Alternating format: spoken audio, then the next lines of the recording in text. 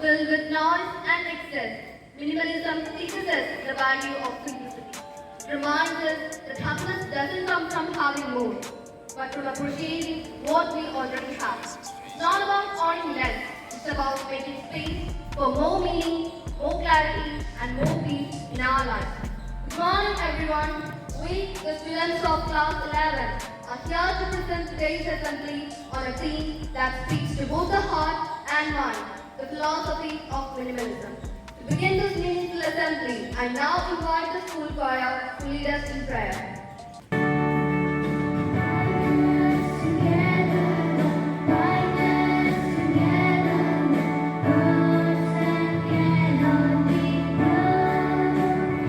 A reading from the book of St. Matthew, chapter 6, verses 19 to 21. Do not store up treasure for yourself on earth, where moth and rust consume, and where thieves break in and steal. But store up for yourself treasure in heaven, where neither moth nor rust consume, and where thieves do not break in and steal. For where treasure is, there is your heart will be. This is the word of the Lord. Each new day brings with it a fresh opportunity to learn, to grow, and to become a little better than we were yesterday. I invite Alvin to enlighten us with a thought. Minimalism isn't about removing things you love. It is about removing things that distract you from what you love. I repeat, minimalism isn't about removing things you love. It is about removing things that distract you from what you love. We often find ourselves surrounded by excess. Too many things, too many distractions, and too little time to truly breathe. But what if choosing less could actually give us more?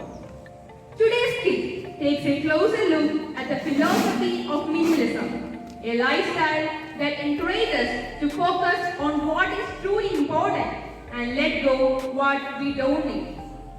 Through this short performance, we hope to inspire you to think differently about the way you live, what you value, and how simplicity can lead to deeper happiness.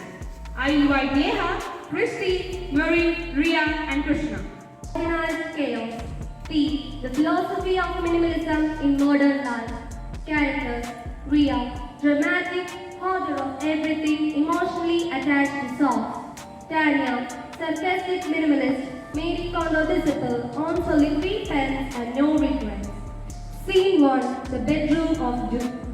The stage shows a wildly messy room, piles of clothes, old water bottles, 5 broken chargers.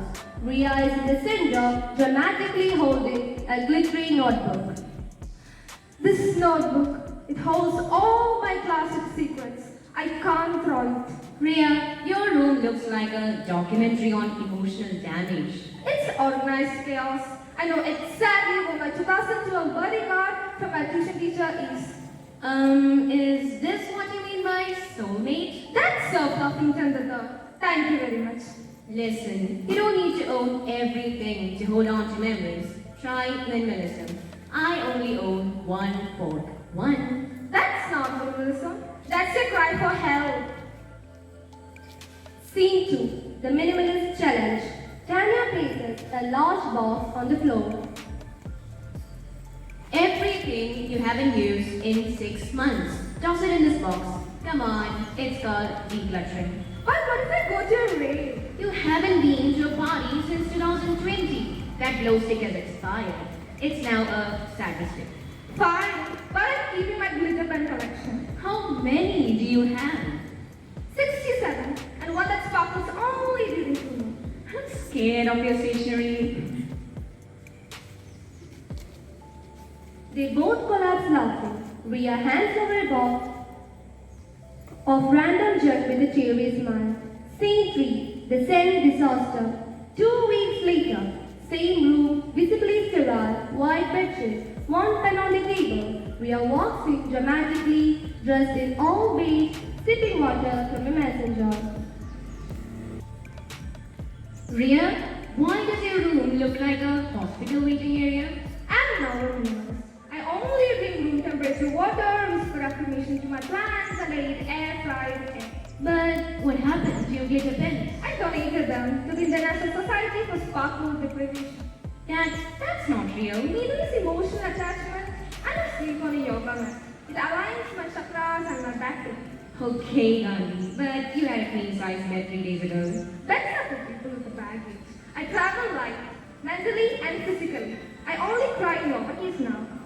Priya, be honest. Do you actually enjoy this minimalism thing or did you just use it for your Netflix subscription? That's not relevant to this conversation. You know, you don't have to be extreme. Keep one glitter pen, hug a pillow, and eat a cookie. Emotional healing tastes like a chocolate chip. Minimalism isn't about having less. It's about making space for what matters more, like laughter, peace, and friends who know the difference between a soul and a soulmate. Thank you. Please encourage us to think deeper and do better each day. We truly appreciate your presence and support in today's assembly.